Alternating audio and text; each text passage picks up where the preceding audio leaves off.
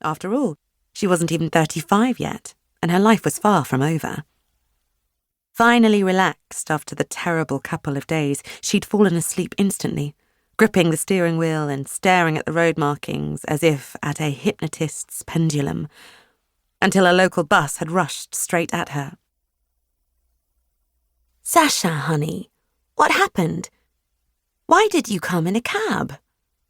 Mum stood in the doorway, a robe over her nightgown, the habitual anxious expression on her face. She worried about every little thing, and so Alexandra never told her the truth.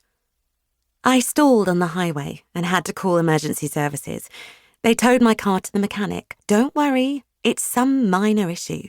Go back to bed." "How's Ivan?"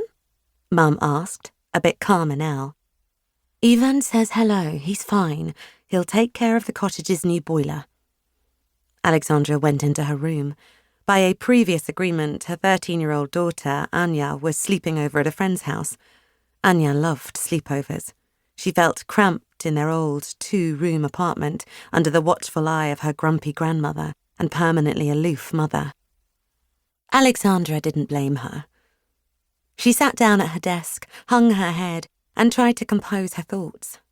Death had flown by, granting her a short panic attack that meant she hadn't had to think about much of anything.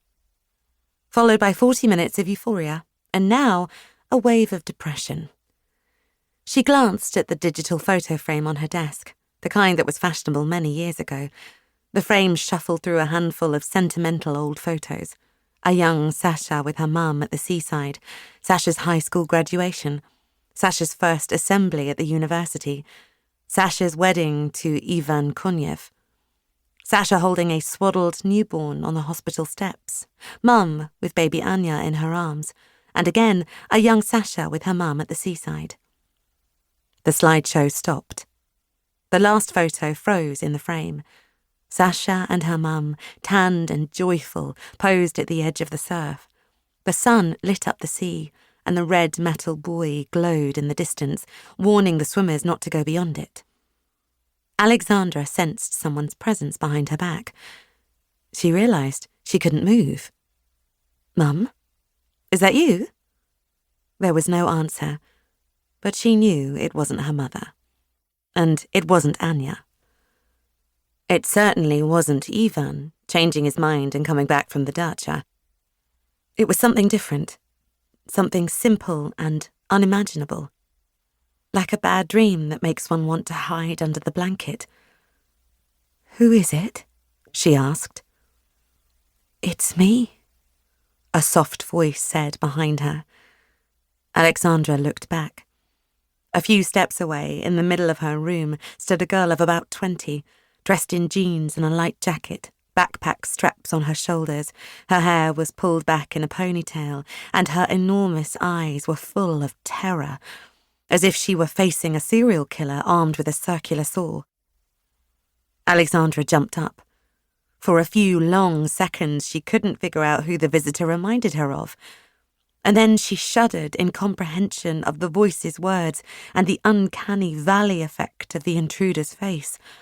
The girl looked exactly like Alexandra Samokhina in her 4th year of college, and yet she didn't resemble her at all, and it was utterly incomprehensible.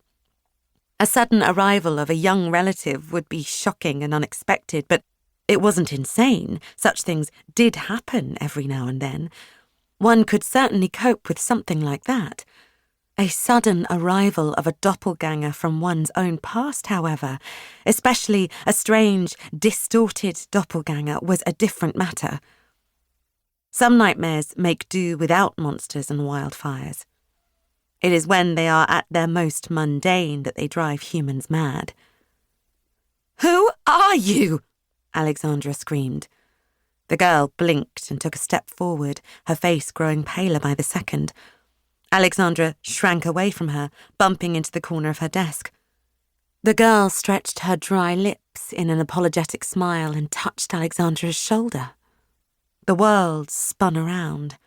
The girl's touch became a point of entrance into a different reality, like a breach in a spaceship that lets the cosmos in. As if 2 cans of fresh paint had been spilled,